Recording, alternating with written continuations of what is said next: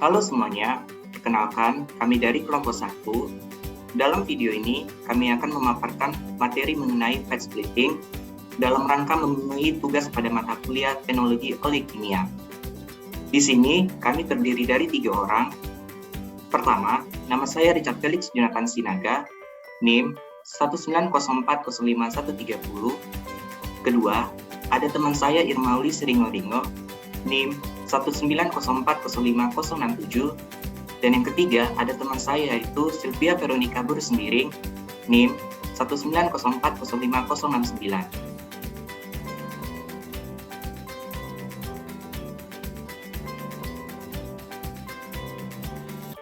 Adapun pokok pembahasan yang kami paparkan dalam video ini, yang pertama, dasar teori, kedua, hidrolisis minyak, dan yang ketiga, proses fat splitting. Baiklah, pokok pembahasan pertama kita yaitu dasar teori.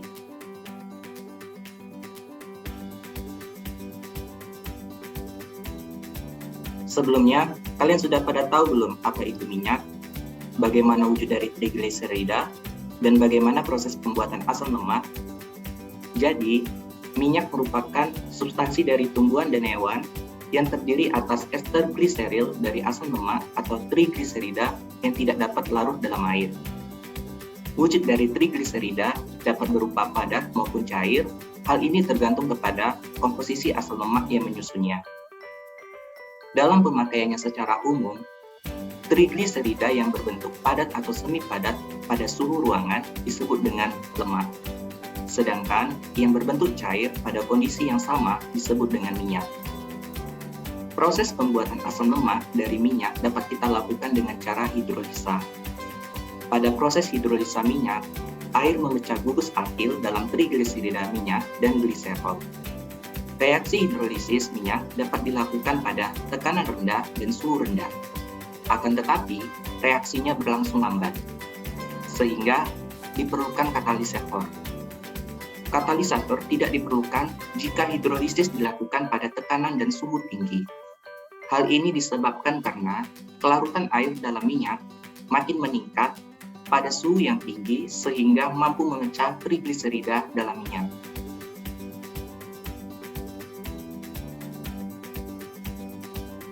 Selanjutnya, hidrolisis minyak.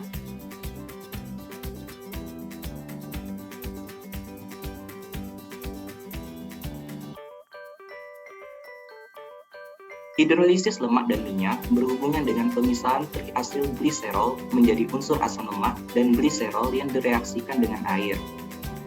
Untuk memproduksi dari bahan baku lemak atau minyak, lemak dan minyak dihidrolisis dengan menggunakan steam dan prosesnya.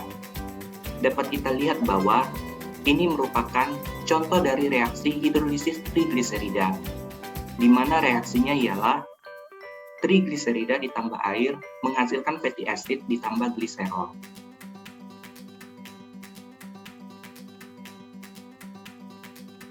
Adapun jenis-jenis dari hidrolisis minyak terbagi menjadi 3.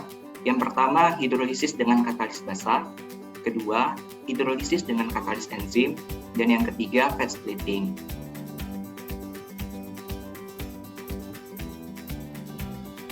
Baiklah, jenis hidrolisis minyak yang pertama ialah hidrolisis dengan katalis basa. Pada umumnya, sabun diproduksi melalui hidrolisis alkali, alkali lemak, dan minyak, dan proses ini dikenal sebagai proses saponifikasi. Produk sabun yang dihasilkan melalui proses netralisasi asam lemak melalui proses fat splitting. Biasanya, untuk hidrolisis katalis basa menggunakan alkali dengan catatan yang perlu kita perhatikan adalah bahan baku asam lemak yang digunakan harus sensitif terhadap panas. Hidrolisis alkali direaksikan dengan basa dan direflux selama 1 jam, kemudian diasidifikasi hingga dihasilkan produk sabun. Ini merupakan salah satu proses yang sederhana, cukup untuk menghasilkan fatty acid.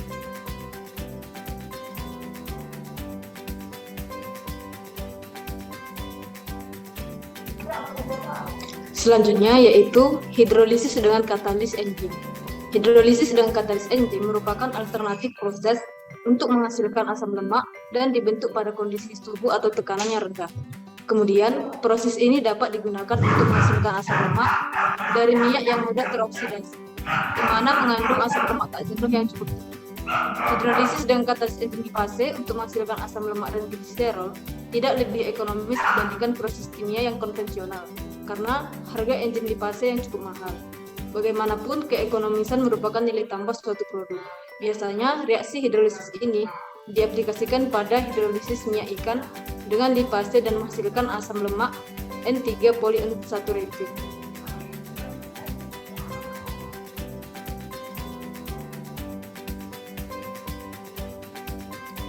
Selanjutnya yaitu fat splitting.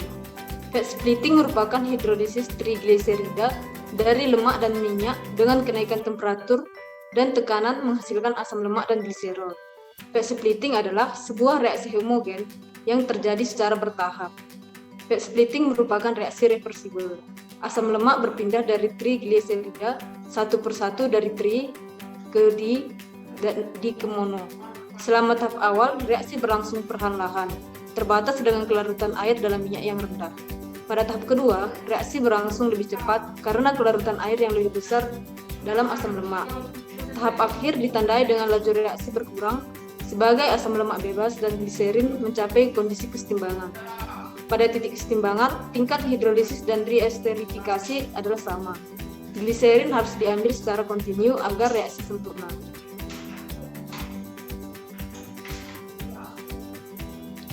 Proses pengolahan minyak menjadi asam lemak secara garis besar, tahapannya yaitu yang pertama, pemurnian minyak. Tahapannya dengan membebaskan fosfatida dengan asam fosfat, lalu pencucian untuk menghilangkan kelebihan asam fosfat. Perlu penggunaan tanah aktif untuk menyerap logam berat dan menghilangkan kotoran seperti getah atau gam, sabun, dan padatan. Untuk bahan olah minyak sawit, minyak inti sawit, minyak stearin sawit pada tahap ini sudah tidak diperlukan, karena biasanya sudah diolah di daerah penghasil. Minyak yang sudah dibersihkan kemudian diuraikan menjadi asam lemak dan gliserol dengan menambahkan air yang sudah demineralisasi atau proses hidrolisa.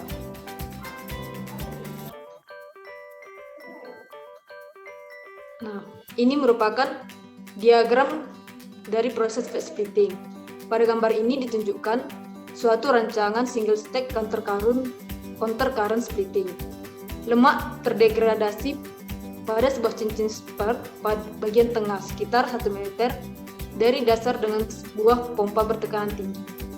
Air terdapat pada bagian atas dengan perbandingan 0,0-50% dari berat lemak. Kemudian, pada temperatur pemisahan yang tinggi, yaitu sekitar 250-260 derajat Celcius, cukup menjamin penghancuran fase air pada minyak. Volume kosong pada menara digunakan sebagai tempat reaksi. Lemak mentah lewat sebagai fase yang saling bersentuhan dari dasar atas menara, sementara cairan lebih berat mengalir turun sebagai fase terdispersi dalam bentuk campuran lemak dan asam. Derajat pemisahan dapat dicapai hingga 99%. Proses kontinu counter current tekanan tinggi memecah lemak dan minyak dengan lebih efisien daripada proses dengan lama reaksi 2-3 jam.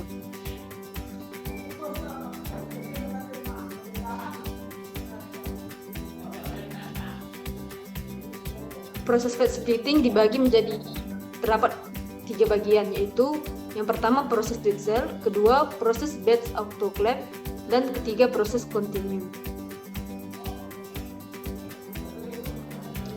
Proses Dietzel. Proses ini merupakan proses pertama yang ditemukan untuk pemisahan minyak. Proses ini digunakan pada skala kecil karena biaya dan instalasi serta pengoperasiannya mudah dan murah. Tetapi karena konsumsi energinya besar dan kualitas produknya buruk, maka proses ini tidak lagi digunakan secara komersial. Proses ini menggunakan reagen Dietzel dengan asam sulfat untuk katalisasi fat splitting. Reagen tersebut merupakan campuran tersulfonasi dari oleat atau asam lemak lainnya dengan jumlah naphthalate. Waktu reaksi yang cukup panjang, konsumsi steam yang besar, dan terjadinya pemudaran warna asam lemak merupakan kelemahan dari proses ini, sehingga saat ini sangat dibatasi penggunaannya.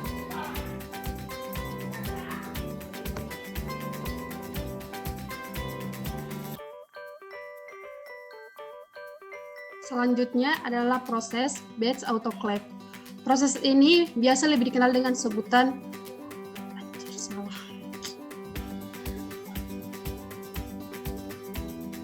Selanjutnya adalah proses batch autoclave. Proses ini merupakan proses komersial tertua untuk pemisahan minyak berkualitas tinggi dan menghasilkan asam lemak yang berwarna terang. Proses ini lebih cepat dibandingkan dengan proses Twitchell, karena dalam pengoperasiannya, autoclave diisi dengan bahan-bahan yang diperlukan seperti minyak, air, katalis. Lalu kemudian autoclave-nya kita tutup sebelum dilakukan pengoperasian.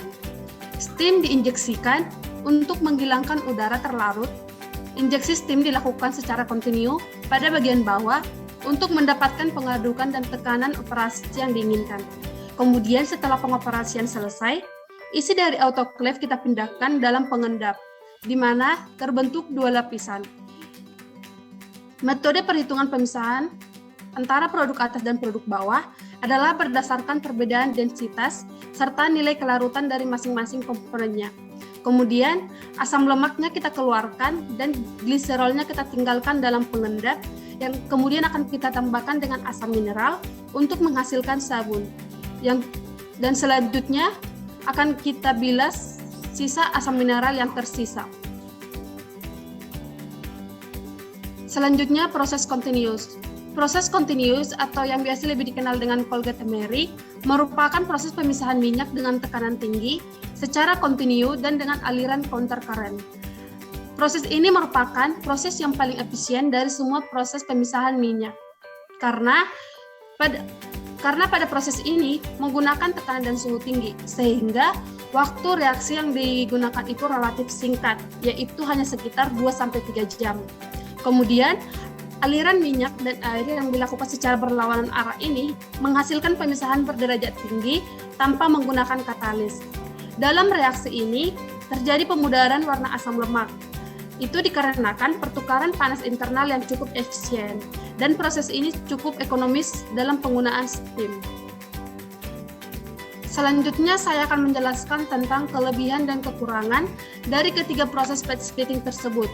Yang pertama itu proses Twitchell. Pada proses Twitchell memiliki kelebihan yang pertama itu biayanya murah, karena alatnya sederhana dan juga harganya tidak terlalu mahal. Kemudian, instalasi dan operasinya mudah untuk dilakukan. Selanjutnya, konversinya kurang lebih 95%. Adapun kekurangan dari proses Twitchell ini mengkonsumsi steam energi cukup besar dan juga kualitas produknya rendah karena cenderung memproduksi asam lemak yang berwarna gelap. Kemudian menggunakan katalis dan waktu reaksinya relatif lama, yaitu 36-48 jam. Yang kedua, proses batch autoclave. Pada proses batch autoclave ini memiliki kelebihan konversinya kurang lebih 95% dan hasilnya jernih. Adapun kekurangannya, pada proses batch autoclave ini, waktu reaksinya juga cukup lama, yaitu 6-10 jam dan juga menggunakan katalis. Terakhir, proses continuous. Pada proses continuous ini, memiliki konversi yang hampir sempurna, yaitu kurang lebih 99%.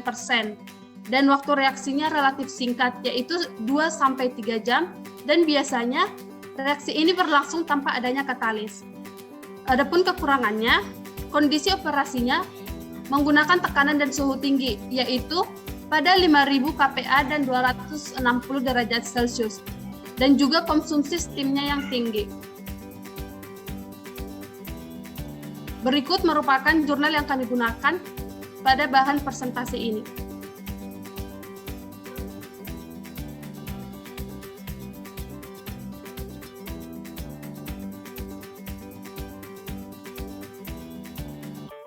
Demikian video yang kami paparkan.